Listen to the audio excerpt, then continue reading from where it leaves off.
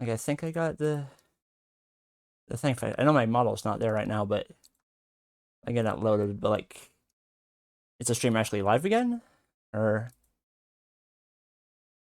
let me see. Can you all hear me? I know it's a black screen. Let me load up Venon and stuff. If I'm able to. Does the is the stream live? And can you hear me? I got a Venon up. See if they're able to see me here. Just like any type of response, so I know. Actually, it said like unstable still. Okay. Very, very weird. Let me know if you can hear me.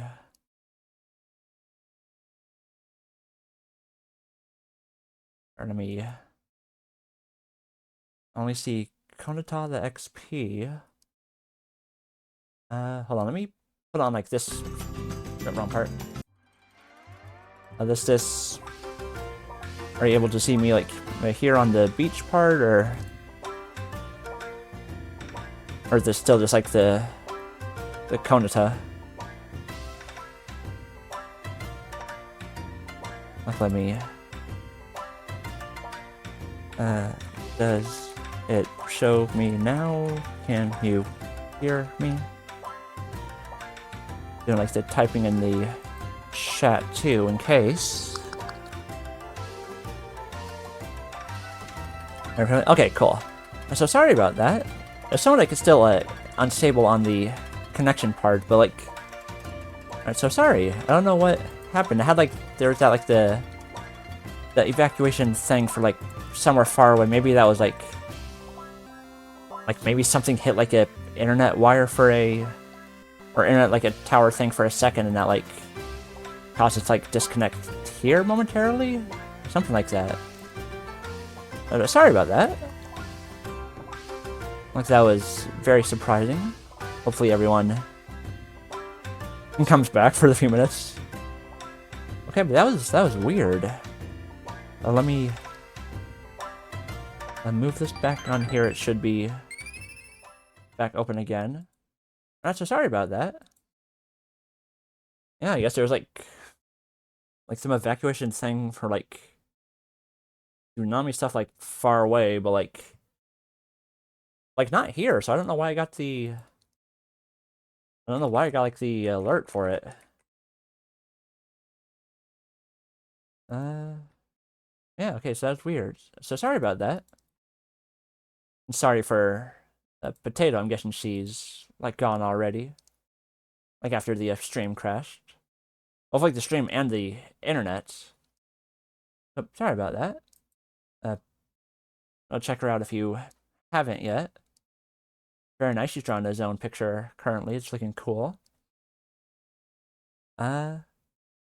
Reload page now works. Okay, cool.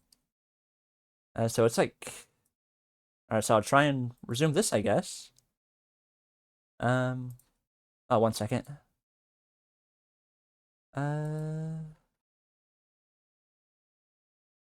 I think computer is fixed now. Okay. Or I'm trying to get back into it. Yeah, sorry about that. All right, where was it? Or so it's the Taurus. It should be showing up on stream, I think. Okay. Taurus. You remember an object. If I want to tweak it, now's my chance. We can so we could change, you know, the size of it here. The size of it. I gotta relaunch that. So delete that. Add Taurus. Yeah, sorry about it, everybody. I guess like so something happened like some ways away. Like very. So that does like more. So you could do it like smoother, but that's probably like higher like rendering amounts. But yeah, like smooth if your computer can handle it. Assuming it's like what it's that use case is.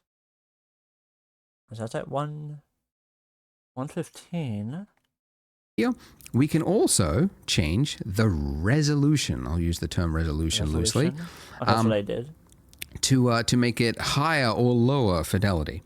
Okay. And a mistake that a lot of beginners make, and I say this because this was the exact mistake I made way back in 2003 when I started learning Blender, is they go, well, I need a realistic looking donut, so I guess I need to go really... Part 2. I also like more from the side, and now like that part. Okay.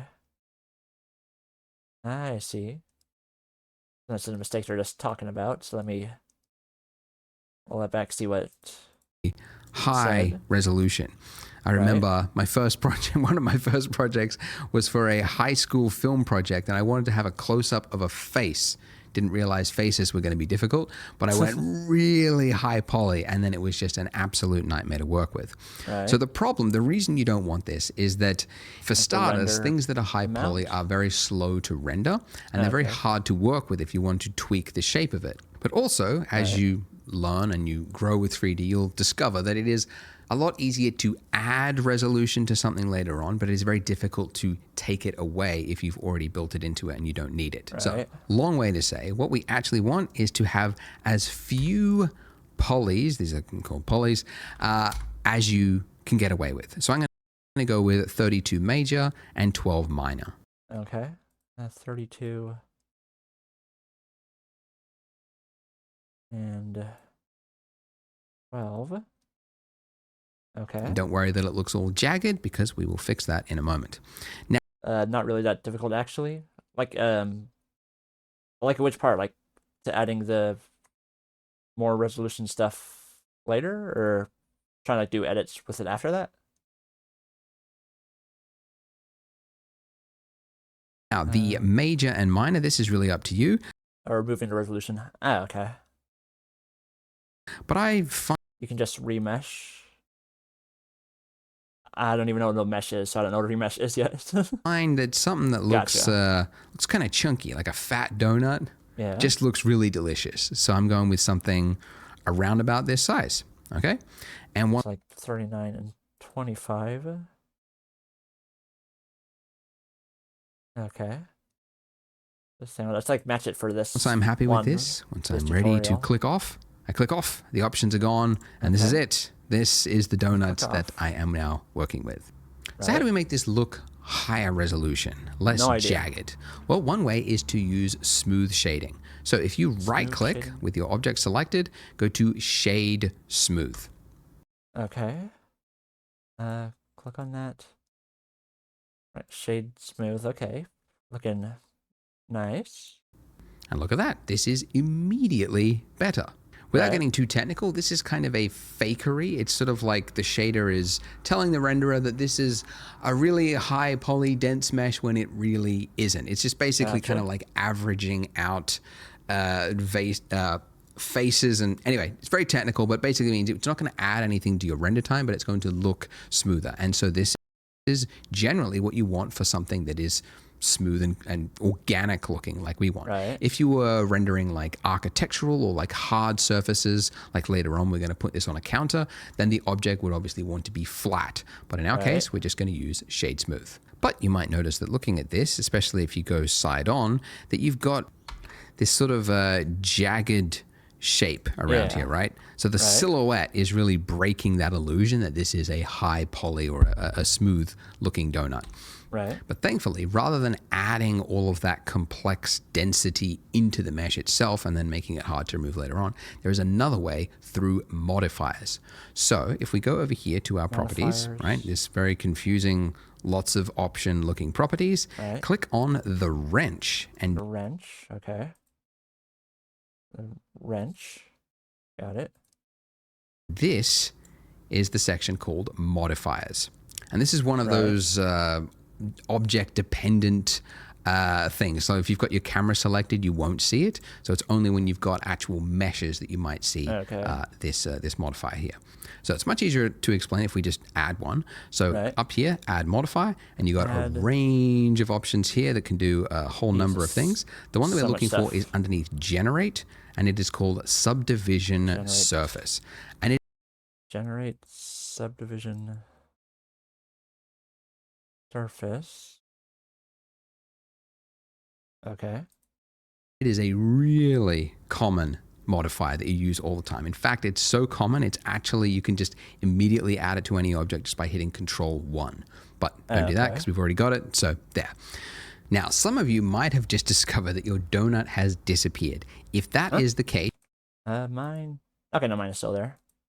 I had to actually check. You need to go to Edit, Preferences, and then underneath Viewport, where it's got Subdivision at the very bottom, Disable GPU Subdivision. Did mine already have that off, or Viewport? No, mine had it there. Weird. That will then make the subdivision perform on your CPU instead of your GPU, which is maybe non-existent or not performing whatever. But disable that and it should appear. But if it's already working for you, don't disable it. Keep it going because GPU will be faster. So what exactly is this doing? Well, it's a lot easier to explain if we look at the shade flat mode. Because shade flat. Okay. We're not being tricked by the smooth shading there. If I set this levels viewport to 0, this is our original mesh. This is before we add the subsurface, essentially.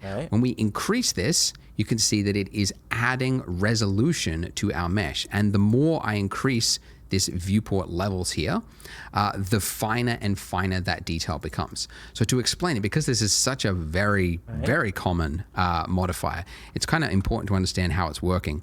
You can cat multi-color, is that what I have? Okay. You can see that this is these squares here, these are called faces, by the way.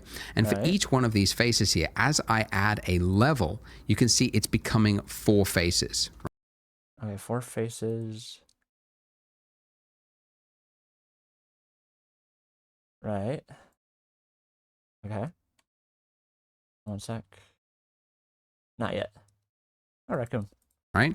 And then now if I zoomed in on this one face here, if I don't really know polygons either, but I've heard that word more. I do another level, that's now become 4 faces. And then if I zoom in again, it's now become 4 faces. Like so it's exponentially adding detail. And you might also know that it is smoothing it out as well. Like this jagged edge that we've got here, you can see now becomes smoother. So to quickly visualize that, if I just draw it, like imagine you've got like a 90-degree corner, right? Like this. If you add a subsurf modifier, what it's going to do is it's going to add a point here, right? Because this is the extra detail. It's also going to take that point there and it's going to average it out. It's going to average it out between these points. And it's going to create another one there, another one there. So you go then from having that really hard corner there to having something that looks a lot smoother. So it's going to take a point and it's also going to change it to make it look smoother, generally speaking. Okay. So there we go. So now as I increase this, you can see it's getting smoother and smoother. Right. Increase it so it's... Hold on, Jeff, so it's like, woo. Smooth and smoother, right? Not yet. Now, the reason there are 2 options here, you've got levels viewport and levels render. So reminder, this gray area that we operate in is called our viewport. The render is the pretty version.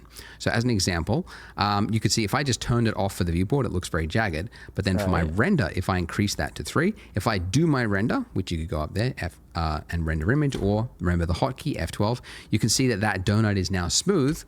Okay. Do this. And F12. Smooth, right? Okay, he wasn't lying. But I go back and you can see it's jagged. So the viewport, you want to generally keep it lightweight. And then the render time, that's where you want to get a really nice looking pretty image. So you want to often have 2 different levels. So if it's like, if I do that and I bring it to like Like if I bring it like from like 0 to 3, it will like show live what it will look like at 3 with the render in that version. So it's like a little like, if I could do that for like a preview kind of, like in a sense. But then like lower it so it's like faster to work on or whatever. Like if I'm understanding that correctly. In our case, though, I I probably am don't not. really think we need to go beyond 1, even for our final pretty image, because 1 and this 1. with shade smoothing turned on is good enough. And we're going to be adding more to the scene later on, so we don't want to make it too complex. So this is actually pretty good. Okay. Okay, so we have a perfect donut, and that's the problem. It's too perfect. You could spend decades trying to develop a machine in the real world that made a donut this perfect, and you never would. This is so mathematically precise that the eye will always see this as looking fake. So that's actually a problem you learn pretty quickly in 3D, that things that are too perfect just look fake. So you have to spend time making things look misshapen and adding variation there like you see in the real world, because your eye expects to see it. So how do we do that? It's easier to modify low-res mesh while not messing up the topology much. Okay. How do we make this donut look a little more topology? I can lumpy and interesting. I understand those words. I do that by changing the mesh itself. So this mode that we are in right now, where we can, click on different objects, is called object mode. And I know that because in the top left-hand corner, you can see we are in object mode. But if I click the drop down, you can see I get a number of other options here. And these options, again, will change depending on the object you've got selected. If I've got a lamp, my little light there selected, you can see I've only got object mode. My camera, I've only got object mode. But a mesh will give you extra options here. So let's enter into edit mode. Edit mode. Jesus. God. Okay. Okay. Ooh. Right. Now, you can see our mesh, our object has become something that looks weird. It's got a bunch of little points on it with lines and very technical. Well, that's because this is actually what the mesh is made up of. These little points here, which you can click on just by selecting, are called your vertices. The singular term is called vertex. I never say that. I like to just call all of them vertices, regardless of whether it's 1 or 2, just because you always get some comments that go, actually, it's called vertex if it is singular. Anyway, so these are called your vertices. And if you have 2 of them joined by a line, that is called an edge. And if you have 4 of them forming a face, then it's called a face. So with these, I can quickly change the shape of my object by using the same hotkeys as before. And if I want to move this, then I would simply tap G. Okay. Tap. And then G, so that's all springed out. Right, and you can see it's now attached to my cursor. And then if I want to confirm its movement, I just do a single left click, and there it is. Now, if I go back into object mode, like that, you can see that my mesh has changed, okay? And by the way, the hotkey for jumping in and out of object and edit mode is just tab. Okay, so you can see it's just toggling between those 2 modes because it's so common that you want to just quickly change things that it's just easily accessible by that. Now, this is okay, right? But you can see it's got like some artifacting. It's not the greatest lump, right? So how do we make it look a little more natural? Well, I mean, you could, you move 1, drag it out, okay, click, and then I move, the next one next to it, right? I'll move that out, and then so I do like a little closer. And like that one. A G there. And like that. Whatever. Okay. Not live yet. And I'll move this one out a little bit, and then I move this one. And it's like, okay, well now I've got the thing, but it took me like 5 actions. Ridiculous, right? No one wants to do that. No one's got time for that. Now, what's the Control Z? What was that? Is that like the undo? Okay. Let's undo. Thankfully, there is a tool in Blender just for this, and it's called proportional editing, and you can enable it up there in your toolbar. Little circle. Okay. So if you enable that, Clicked on that. now if I hit G and I move it out, you will see I get a little ring around my cursor there, Right. and that is now changing the mesh around it. Okay. Wait, hold on. Let me zoom that in normal, and then this. Okay. It moves around a lot more. Now, Okay. a lot of people in my previous tutorials were like, I don't see what's going on. You have to have something selected first. Right. And then when you hit G, you will see that Moves like the stuff around that it. little circle of influence. Okay, now this circle of influence, if I scroll down, sorry, if I scroll up, you can see it's shrinking. Okay, I scroll there. Oh, it's like less. It was all around. Okay. Interesting. Okay. Its circle of influence, and if I scroll down, it is expanding like its more of influence. the So it's only going to affect radius. what is in that that ring there. Okay. Okay. If you are on, if you don't have a mouse with a scroll wheel, you can also change the influence by using page up and page down. Okay. And if you don't have page up or page down because you're on a Mac keyboard, then what you would have to do is Hold on 1 second. Not yet. go to key map and then change your page So I up have and the- page down the to scroll wheel, something so this else, part just so that you doesn't could get matter. around that. But guys, you got to get a mouse. Get a mouse with a scroll got a wheel. mouse. I think they're, I don't know, 50 get the- cents need to get a or new just one, in honestly. the nearest landfill somewhere. Probably Get a wires mouse like because a it's bit going to weird. make your life in 3D a lot easier. Okay, so Right. with this, I can now make quick work of lumpy shapes. Okay, so I just drag that out. Okay, I've got a little lumpy shape there. Maybe Let's get it like get it lumpy. There, do that like there for one. Like changing it. I go down here and I pull this up just by hitting G, moving it up. Okay. Right. So already this is looking a little more natural, right? Right. Because even if we were making a stylized world for a Pixar movie or something like that, rolled with the you can't have rolled a just little a differently. spherical looking donut. Sorry, spherical, round looking circular donut because it just, your Right. eye will see it as fake. So very quickly, I'm able to add a little bit of variation to the donut. Right. Just all around it, just a little bit over here. And you can see that I am just Change it around. changing my circle of influence depending on what size of a lump I want to make. So if I just want to make like a Right. little bit that sticks out, I can make a small circle just by scrolling up Just change like it. that. And you just want to do that until you get something that looks a little more natural. I might want to Right. make the inner part as well. Maybe just drag that in with a Just smaller the circle. Inner part. And that's pretty good. Let's just have a look from the top. I might actually just drag that out, make Probably it a closer little to how bit one I more make would actually like that. look.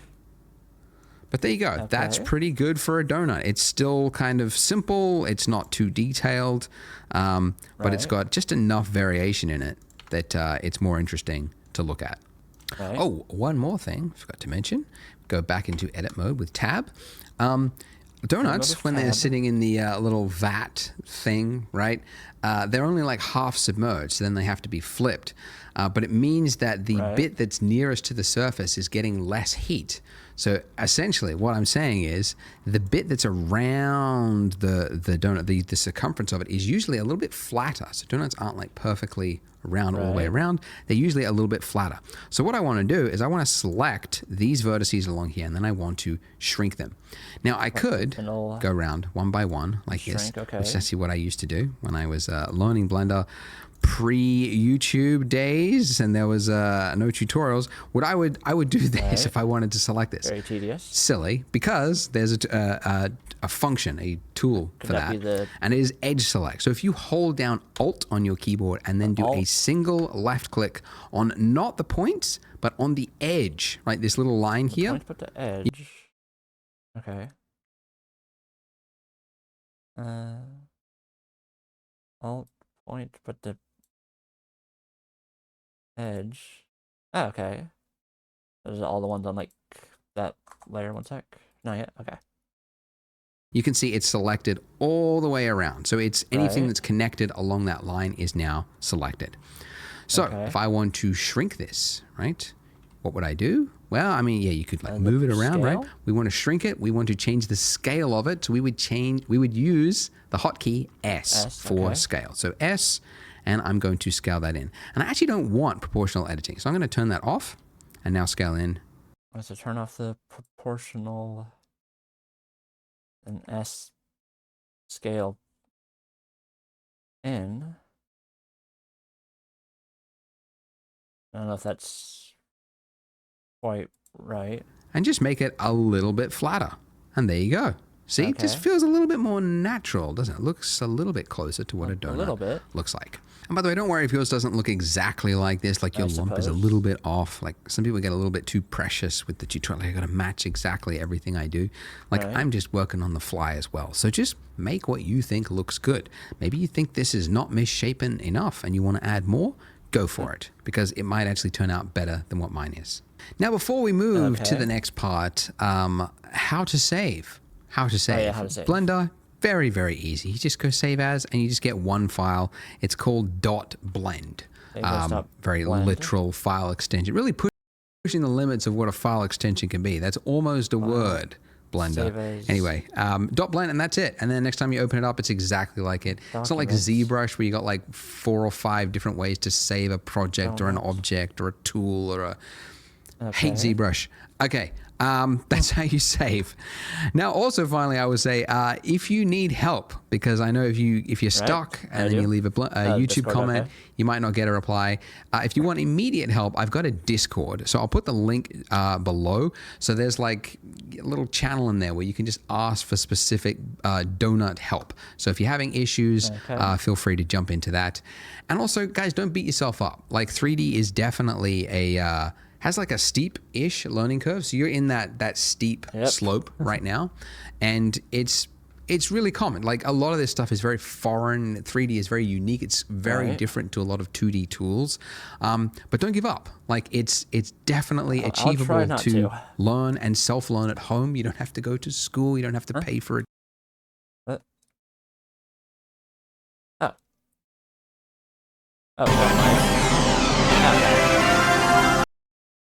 Tutor.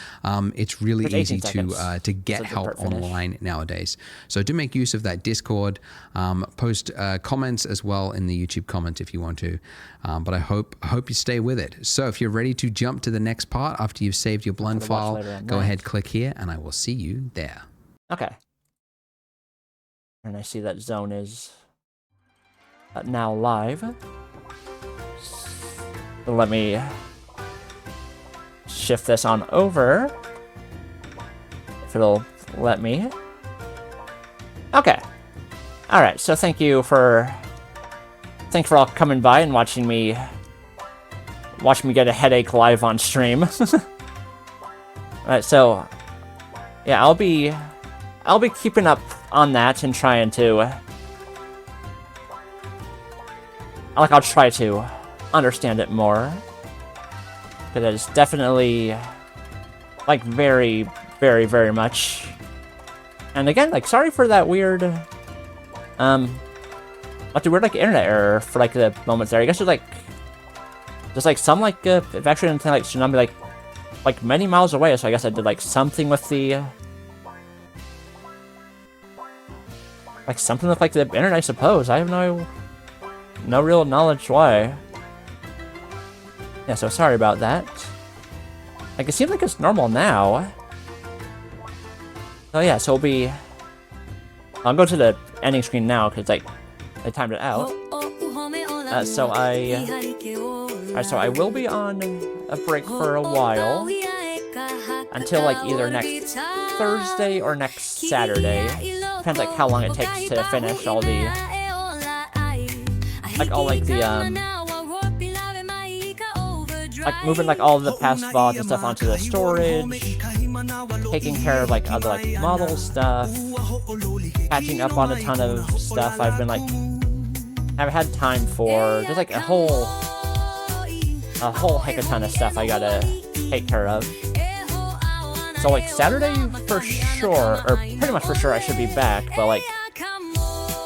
But possibly on Thursday. But like Saturday for sure, pretty much for sure. And that will be like. So actually, I think the first game back will be like a little bit of like polishing off some of like the other games. So like actually getting like those last couple of endings on a Class of 09 with a guide going on to Berserk Part, because I think it was like close to the end on that.